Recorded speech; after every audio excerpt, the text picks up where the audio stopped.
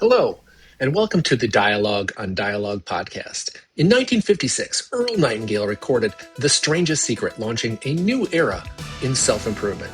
Over his lifetime, he created thousands of radio and audio programs exploring success, purpose, and meaning. This project is my personal reflection on those ideas, what they meant then, and how they apply now, as I work to put them into practice and invite you to come along for the ride. Episode 35, Business and Entrepreneurship. As Earl Nightingale reminds us, people don't need to be educated nearly as much as they need to be reminded. This series is about remembering the truths we probably already know and learning how to live them. This week's episodes are brought to us by Good Time Gary over at the Probst Group. Most people don't spend much time thinking about or talking about their industrial water systems. And that's probably for the best. Because if you did, we might have questions for you. Uncomfortable questions. And your friends would probably be looking for ways to get out of that conversation. That's where Good Time Gary over at the Probst Group comes in. They handle the parts of industrial water systems that most of us, hopefully, prefer not to think about. They clean the crap out of water.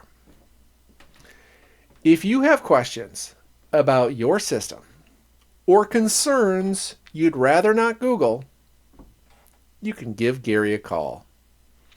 He will almost certainly know what to do. This is a satirical ad. No one is paying me nothing for this. Although, if they were, I would probably say the same thing. Today's episode is a shorter one, but it packs a powerful mindset shift, especially for anyone who has ever considered going into business for themselves. Earl begins with a blunt but clarifying reminder. If a person does not like what he's getting, he should look to what he's giving. If you're unhappy with your work or our income or our situation, the first place to look for improvement isn't outward, it's inward. What value are you contributing? What problems are you solving? What effort are you actually putting in? That question alone reframes responsibility in a way that's both uncomfortable and empowering. Earl then encourages us to shift how we see the people we encounter every day. When you interact with others at work, in business, or in passing, imagine that they could be the next Abraham Lincoln or some other great leader who defied the norms and went on to achieve something extraordinary.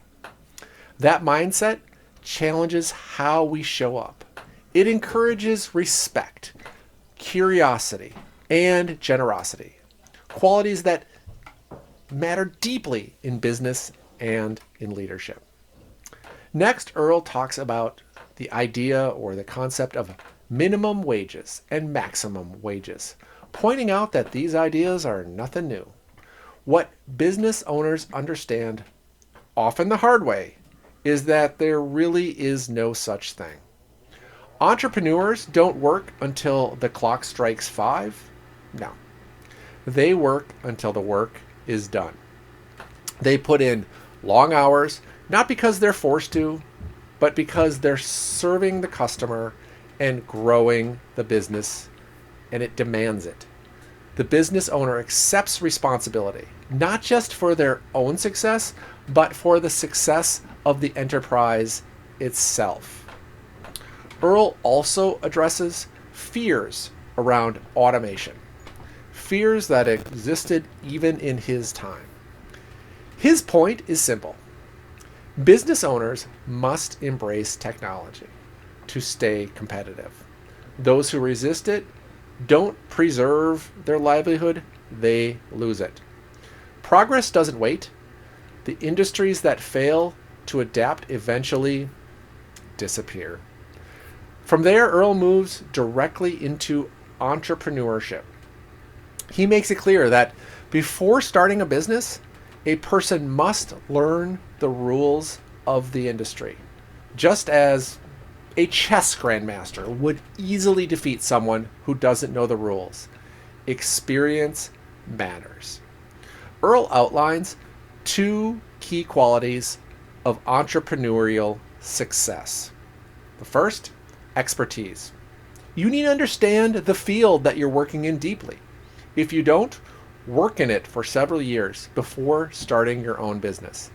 And second, enjoyment.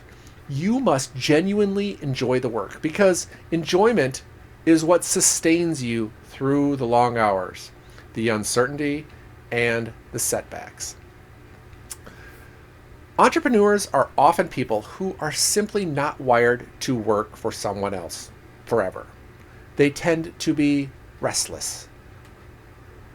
They risk takers, and a strong sense of direction and a willingness to bet on themselves. So, until next time, remember, the answers are older than we are and just as relevant today.